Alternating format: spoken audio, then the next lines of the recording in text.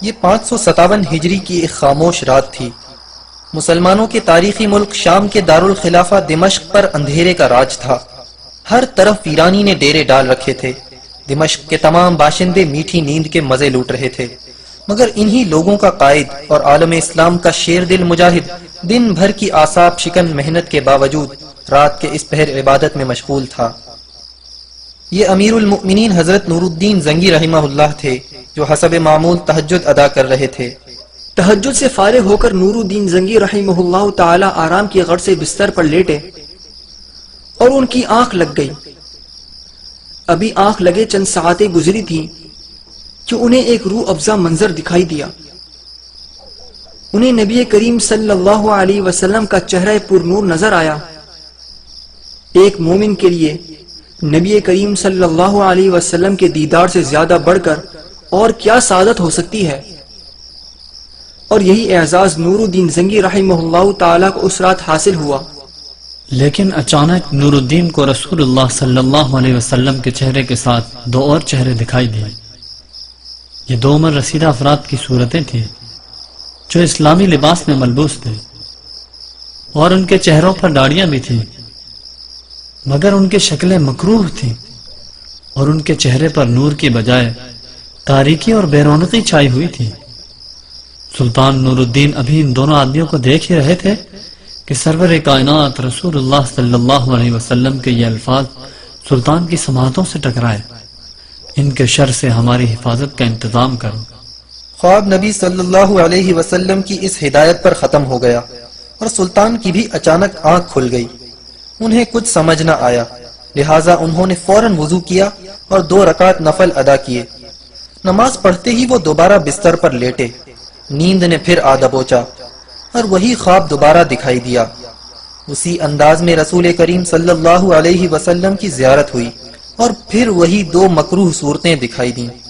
پھر نبی کریم صلی اللہ علیہ وسلم کے الفاظ سنائی دیے: ان کے شر سے ہماری حفاظت کا انتظام کرو۔ سلطان زنگی پھر بیدار ہو گئے۔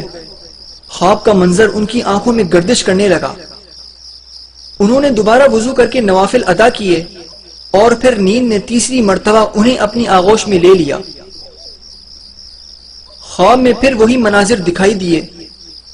سلطان اس بار بھی یکایک بیدار ہو گئے، مگر ان کی نیند اڑ چکی تھی، اور الجھن و پریشانی نے انہیں شدید بے چین کر دیا تھا۔ وہ اس خواب پر غور کر رہے تھے جو انہیں مسلسل 3 بار دکھائی دیا، مگر ذہن کو کچھ سجائی نہ دے رہا تھا۔ بالآخر کچھ دیر اس کیفیت میں مبتلا رہنے کے بعد سلطان نے اپنے مشیر خاص اور وزیر با تدبیر جمال الدین موصلی رحمہ اللہ تعالیٰ کو طلب فرمایا۔ حکم ملتے ہی جمال الدین موصلی جب سلطان کی خدمت میں حاضر ہوئے تو انہوں نے سلطان زنگی کو بہت بے چین اور پریشان حال پایا۔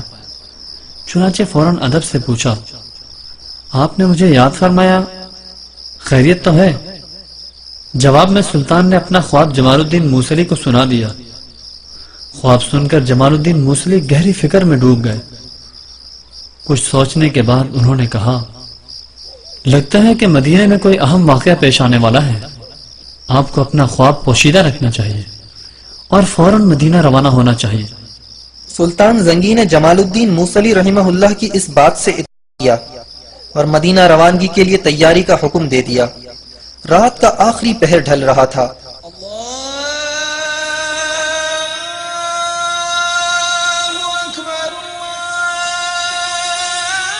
اور دمشق کی فضائیں اس وقت فجر کی آذان سے گونج رہی تھیں۔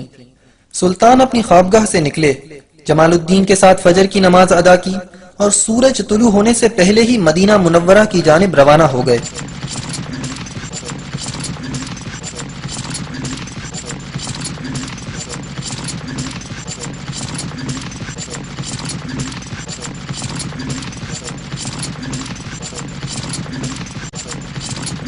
اس سفر میں جمال الدین موصلی سمیت 20 دیگر افراد بھی سلطان زنگی کے ہمراہ تھے۔ تمام افراد تیز رفتار گھوڑوں پر سوار تھے۔ دمشق اور مدینہ منورہ کا درمیانی فاصلہ خاصا طویل تھا، لہذا نہایت تیز رفتاری سے سفر کرنے کے باوجود سلطان زنگی اپنے ہمراہیوں کے ساتھ 16 دن بعد مدینہ منورہ پہنچے۔ شہر کے باہر سلطان زنگی نے غسل کیا۔ اس 16 دن کے تھکا دینے والے سفر میں سلطان زنگی ہر وقت پریشان رہے۔ خواب کے مناظر ایک لمحے کے لیے بھی ان کی نظر سے اوجھل نہ ہونے پائے تھے۔ اس دوران انہیں یہ سوال بھی ستاتا رہا کہ وہ مکروہ چہرے کن لوگوں کے تھے اور وہ ہادی عالم صلی اللہ علیہ وسلم کو کیسے نقصان پہنچانے کی کوشش کر رہے ہیں۔ مدینہ کے حاکم نے شہر میں داخلے کے وقت سلطان کا استقبال کیا۔ سلطان اس کے ہمراہ فوراً روضہ رسول صلی اللہ علیہ وسلم پر پہنچے، وہاں نماز پڑھی اور مدینہ کے حاکم کو اپنی آمد کا مقصد بتایا۔ حاکم نے سلطان کو یقین دلایا کہ وہ 2 بدصورت بوڑھے یہاں مدینہ میں موجود ہوئے تو ہم انہیں ڈھونڈ نکالیں گے۔ اس کی تدبیر یہ ہوگی کہ ہم یہ اعلان کریں گے کہ امیر المؤمنین دمشق سے مدینہ تشریف لائے ہیں۔ ان کے آنے کا مقصد روضہ رسول صلی اللہ علیہ وسلم کی زیارت کرنا ہے۔ ان کی جانب سے تمام اہلیان مدینہ کے لیے ایک شاندار دعوت کا اہتمام کیا گیا ہے۔ دعوت میں ہر عام و خاص کی شرکت لازم ہے۔ دعوت کے بعد سلطان اپنے ہاتھوں سے ہدیہ بھی تقسیم کریں گے۔ یوں اگر وہ بوڑھے مدینہ میں موجود ہوئے تو آپ انہیں پہچان کر ان کی نشاندہی بآسانی کر سکیں گے۔ حاکم شہر کی یہ تدبیر سن کر سلطان بہت خوش ہوئے، چنانچہ پورے مدینے میں دعوت کا اعلان کر دیا گیا۔ مقررہ دن دعوت ہوئی، پورا مدینہ اس دعوت میں شریک ہوا۔ سلطان نے ہر شہری کو اپنے ہاتھ سے ہدیہ دیا، ہر چہرے کو غور سے دیکھا۔ پورے مدینے کے لوگ سلطان کی آنکھوں کے سامنے سے گزرے، مگر ان میں وہ 2 بوڑھے نہیں تھے جو خواب میں دکھائی دیے تھے۔ چنانچہ سلطان کے چہرے پر ایک بار پھر اداسی چھا گئی۔ سلطان نے امیر مدینہ سے دریافت کیا کہ کوئی باقی تو نہیں رہ گیا ہے جس نے ہدیہ نہ لیا ہو۔ مدینے کے امیر نے ذہن پر زور دیتے ہوئے کہا، امیر المؤمنین، اس دعوت میں صرف 2 درویش حاضر نہیں ہوئے۔ وہ پارسا اور دولت مند بزرگ ہیں، وہ کسی سے کچھ نہیں لیتے بلکہ وہ صدقہ دیتے ہیں۔ یہ سن کر سلطان پریشان ہو گئے۔ انہوں نے فوراً ان 2 درویشوں کو طلب کیا۔ وہ دونوں آ گئے۔ سلطان نے جب نظر اٹھا کر دیکھا تو یہ بالکل وہی بوڑھے تھے جن کی جانب خواب میں اشارہ کیا گیا تھا۔ سلطان نے ان سے پوچھا کہ تم کہاں سے آئے ہو؟ تو وہ کہنے لگے، ہم دیار مغرب سے حج کرنے آئے تھے۔ سلطان نے انہیں گھورتے ہوئے پوچھا، سچ سچ بتاؤ؟ تو دونوں نے پھر وہی جواب دیا۔ تو سلطان نے حاکم مدینہ سے پوچھا، یہ دونوں کہاں ٹھہرے ہوئے ہیں؟ یہ دونوں بڑے سخی اور عابد بزرگ مشہور تھے، ہر صبح جنت البقیع کی زیارت کو جاتے تھے، روضہ اقدس پر سلام عرض کرتے تھے۔ سلطان جب ان کی رہائش گاہ پر پہنچے اور جائزہ لیا تو وہاں بہت سا مال، قرآن مجید کے چند نسخے اور چند نصیحت کی کتابیں پڑی تھی۔ ایک چٹائی بھی موجود تھی۔ سلطان چٹائی کی جانب بڑھے تو ان دونوں بوڑھوں کا رنگ اڑ گیا۔ سلطان نے چٹائی اٹھائی تو سب یہ دیکھ کر حیران ہو گئے کہ چٹائی کے نیچے سرنگ کھدی ہوئی ہے۔ یہ سرنگ روضہ رسول صلی اللہ علیہ وسلم تک جا رہی تھی۔ ان دونوں بوڑھوں کو فوراً گرفتار کر لیا گیا۔ دونوں نے جو درویشی کا نقاب اوڑھ رکھا تھا اب وہ اتر چکا تھا۔ تھوڑی سی مار کے بعد ان دونوں نے اقرار کر لیا کہ وہ عیسائی جاسوس ہیں اور انہیں ایک سازش کے تحت عیسائی حکمرانوں نے یہاں بھیجا تھا۔ منصوبہ یہ تھا کہ ان کے ذریعے روضہ رسول صلی اللہ علیہ وسلم تک ایک سرنگ کھدوا کر آن حضرت صلی اللہ علیہ وسلم کے جسم مبارک کو چرا لیا جائے، نعوذ باللہ۔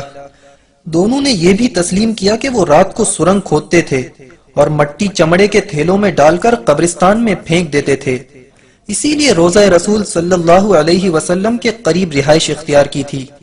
دونوں عیسائی سرنگ کھودتے کھودتے حضرت عمر فاروق رضی اللہ عنہ کے مدفن تک پہنچ چکے تھے۔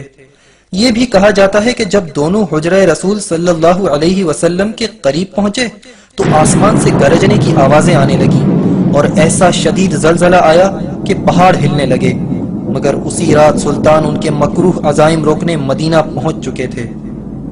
دونوں بوڑھوں کو سلطان کے حکم کے مطابق موت کے گھاٹ اتار دیا گیا۔ انہیں روضہ اقدس صلی اللہ علیہ وسلم کے قریب ہی قتل کیا گیا۔ ان عیسائیوں کو جہنم رسید کرنے کے بعد سلطان خوب روئے اور زار و قطار روتے رہے۔ انہوں نے اللہ کا شکر ادا کیا کہ اس نے روضہ اقدس صلی اللہ علیہ وسلم کی حفاظت کا اعزاز انہیں بخشا۔ یہ سب کرنے کے بعد سلطان نے روضہ اقدس صلی اللہ علیہ وسلم کی دیواروں کے ارد گرد ایک خندق کھدوائی۔ یہ خندق اتنی گہری تھی کہ زمین سے پانی پھوٹنے لگا۔ پھر اس خندق میں پگھلا ہوا سیسا بھر دیا گیا تاکہ آئندہ کوئی بدبخت ایسی گستاخی نہ کر سکے۔ اس خندق کو خندق الرصاص یعنی سیسے کی خندق کہا جاتا ہے۔ بعد میں اس خندق کے اوپر ایک سندل کا جنگلہ لگا دیا گیا تاکہ روضہ اقدس صلی اللہ علیہ وسلم کے زائرین اس سے آگے نہ جا سکیں۔ سن 866 ہجری میں مصر کے بادشاہ رکن الدین نے خندق پر تقریباً 21 فٹ اونچا لوہے کا جالیدار احاطہ نصب کروا دیا تھا۔